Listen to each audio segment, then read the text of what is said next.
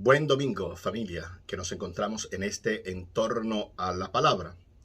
Ya arribamos al tercer domingo de Adviento o domingo del Gaudete, del gozo, de la alegría, de la algazara que se siente internamente y el gozo específicamente de María, la muchachita de Nazaret, la del fía, la de la confianza, la de la plenitud en la entrega al servicio de la palabra del Señor. Ella, que es la primera que escucha la palabra. Hoy, en este domingo del Gaudete, nos ponemos en la sintonía, en el dial que nos marca el Señor para que vayamos conforme y concorde con su palabra. Que en este domingo podamos ponernos siempre en esa hermosa disposición de la escucha atenta desde el silencio elocuente con que el Señor nos habla. Los textos para este tercer domingo de Adviento son los siguientes. Del profeta Isaías, capítulo 35, los versículos 1 al 6a y versículo 10. Nos dice el profeta: el desierto y el yermo se regocijarán, se alegrarán el páramo y la estepa. Florecerá como flor de narciso, se alegrará con gozo y alegría. Tiene la gloria del Líbano, la belleza del Carmelo y del Sarión. Ellos verán la gloria del Señor, la belleza de nuestro Dios. Fortalezcan las manos débiles, robustezcan las rodillas vacilantes. Digan a los cobardes de corazón: sean fuertes, no teman. Miren a su Dios que trae el desquite. Viene en persona, resarcirá y les salvará. Se despegarán los ojos del ciego, los oídos del sordo se abrirán. Saltará como un ciervo el cojo, la lengua del mudo cantará. Volverán los rescatados del Señor, vendrán a Sión con cánticos. En cabeza, alegría perpetua, siguiéndolos, gozo y alegría. Pena y aflicción se alejarán. Palabra de Dios. Salmo 145.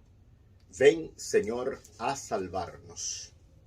El Señor mantiene su fidelidad perpetuamente, hace justicia a los oprimidos, da pan a los hambrientos, el Señor liberta a los cautivos.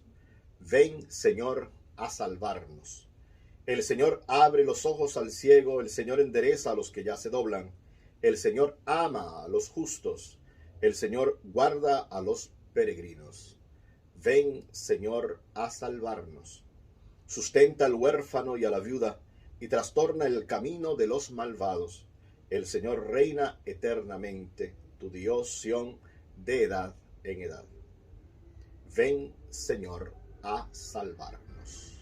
De la carta del apóstol Santiago, capítulo 5, los versículos 7 al 10, nos dice este apóstol: tengan paciencia, hermanos, hasta la venida del Señor. El labrador aguarda paciente el fruto valioso de la tierra, mientras recibe la lluvia temprana y tardía. Tengan paciencia también ustedes, manténganse firmes, porque la venida del Señor está cerca. No se quejen, hermanos, unos de otros, para no ser condenados. Miren que el juez está ya a la puerta. Tomen, hermanos, como ejemplo de sufrimiento y de paciencia a los profetas que hablaron en nombre del Señor. Palabra de Dios. Del Evangelio según San Mateo, capítulo 11, los versículos 2 al 11. Dice la palabra: en aquel tiempo Juan, que había oído en la cárcel las obras del Mesías, le mandó a preguntar por medio de sus discípulos: ¿eres tú el que ha de venir o tenemos que esperar a otro? Jesús les respondió: vayan a anunciar a Juan lo que están viendo y oyendo. Los ciegos ven y los inválidos andan, los leprosos quedan limpios y los sordos oyen. Los muertos resucitan y a los pobres se les anuncia el Evangelio. Y dichoso el que no se escandalice de mí. Al irse ellos, Jesús se puso a hablar a la gente sobre Juan. ¿Qué salieron a contemplar en el desierto? ¿Una caña sacudida por el viento? ¿O qué fueron a ver? ¿Un hombre vestido con lujo? Los que visten con lujo habitan en los palacios. Entonces, ¿a qué salieron? ¿A ver a un profeta? Sí, les digo, y más que profeta, él es de quien está escrito: yo envío mi mensajero delante de ti para que prepare el camino ante ti. Les aseguro que no ha nacido de mujer uno más grande que Juan el Bautista, aunque el más pequeño en el reino de los cielos es más grande que él. Palabra del Señor. Una vez más sigue viva la esperanza, ahonda la esperanza, acecha la esperanza. Y el profeta Isaías, especialista en mantenernos viva la esperanza, una vez más en este capítulo 35, recién proclamado, nos pone en esa perspectiva de esperanza, que la espera esperanzada. No solamente la espera de que las cosas acontezcan, como hemos dicho en otras ocasiones, sino que eso que espero que acontezca, laboro, trabajo, me pongo en órbita y en elíptica para que siempre sea posible. Hoy con los ejemplos ya hemos visto en el capítulo 2, en el capítulo 11, hoy también en el capítulo 35, con unos ejemplos que nos parecen desconcertantes, pero las palabras de los profetas van en esa tónica. Y en este caso el profeta Isaías, que es profeta y poeta, hace honor a la expresión poética, que es el que obra, como diría el término poieo, el término griego. El profeta con las palabras sabe y está bien claro que las cosas pueden hacerse realizables. Por ello hay que pensarla y hay que hacerla. Los ejemplos de hoy empieza con el desierto, el yermo, el páramo y la estepa. 4 imágenes para decir de lo inhóspito, de la no vida, de lo deshabitado, de aquello que no hay nada que hacer. Estas 4 imágenes que son desconcertantes para decir que allí, en aquello que parece que no hay posibilidad de vida, empieza a florecer una flor de narciso. Empieza a brotar el gozo y la alegría, gritará el profeta.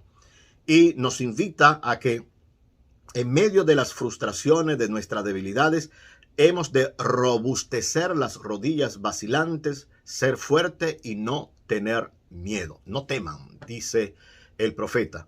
Podemos sentirnos a veces abrumados, despavoridos, es verdad, pero no tenga miedo, no te paralice, no te quede entumecido, no te quede en esa órbita que te engulle, no te quede en una especie de torbellino que te traga. En todo caso, tienes que convertirte en el viento que sopla como el espíritu donde Él quiere y dejarte llevar por esa presencia de Dios en medio de la resequedad y el arenal que representa el desierto, que tú te puedas convertir en una fuente de agua viva, nos gritará también el querido profeta. Dicho de esta manera, en el Salmo 145 bastaría hoy que nos quedásemos con la expresión, sin mayores explicitaciones, de ven, Señor, a salvarnos. Sustenta tú al huérfano y a la viuda y trastorna el camino de los malvados. Que siga reinando el Señor en nuestra vida. Como ejemplo básico para la paciencia, y la paciencia no es pasividad, la paciencia es de paz, la pasividad es de poco paso, pues Santiago en este capítulo 5 nos invita a esa paciencia que es la paciencia de Dios, a saber aguardar, a saber esperar, a saber tener esa vigilancia, a saber estar atento con los ojos abiertos y con la confianza del agricultor que pone la semillita en el surco. Espera que llueva, que caiga la lluvia temprana, que caiga la llovizna, que caiga el rocío, que lleguen los tiempos mejores, pero él sabe que en la semillita está la fuerza que estalla en los frutos venideros, que los derroteros de quien siembra, que los sino de quien es capaz de sembrar la semillita, será el de obtener buenos y grandes frutos. Así lo dice: el labrador aguarda paciente el fruto valioso de la tierra, mientras recibe la lluvia temprana y tardía. Para ello, la semillita primera que podemos sembrar nosotros es entre nosotros y nosotras, hermano. No se quejen unos de otros. Puede darse mucho la queja interna en el mismo espacio eclesial, en el mismo espacio comunitario, y la queja de uno con otro no nos permite crecer. La queja de uno con otro nos deja como en una especie de marasmo, de cieno, de ciénega, envuelto en el fangal, como si estuviéramos navegando en una especie de posilga por las quejas internas que hay entre nosotros. Empezando de nosotros en términos generales de los cristianos y en términos católicos, a veces estamos más atentos a lo que hace el hermano o la hermana para poner la crítica de aquello que yo creo que deben ser las cosas, en lugar de llamar al hermano, a la hermana, para que podamos hablar y ponernos a través de la palabra, que es el diálogo, ponernos concordes. Pablo ya lo ha dicho en otras ocasiones, y hoy en esta segunda lectura, que es del querido Santiago, se nos dice esto, y ojalá podamos llevarlo a la práctica, empezando por mí como sacerdote y posiblemente también a ustedes les toque. No se quejen, hermanos, uno de otro, para no ser condenados. Y así llegamos al Evangelio hoy, capítulo 11 del querido Mateo, y esa gran alabanza inmensa, tremenda, que va a hacer Jesús del querido Juan el Bautista. No hay, dirá el texto, en la tierra nacido de mujer más grande que Juan. Aunque él es el más pequeño en el reino de los cielos, es mayor que él. Esta es la gran alabanza para el Bautista, maravilloso. El Bautista que está en prisión y tiene una inquietud lógica porque están aconteciendo las cosas, casi le cortan la cabeza a él y se la cortarán. ¿Y será este Jesús el Mesías? Parece que está dubitativo, que le embarga una preocupación. Manda al discipulado. ¿Y qué es lo que van a ver el discipulado? A ver y a oír lo que Jesús está haciendo y diciendo. A nosotros nos toca desde la palabra, entrando en la palabra, simplemente, como nos dice también Juan Evangelista, de lo que hemos visto, hemos oído, de eso les hablamos. O Pablo en la carta a los Corintios, hacia el final de la carta primera, que también nos dice, yo le estoy transmitiendo lo que a su vez yo también he recibido.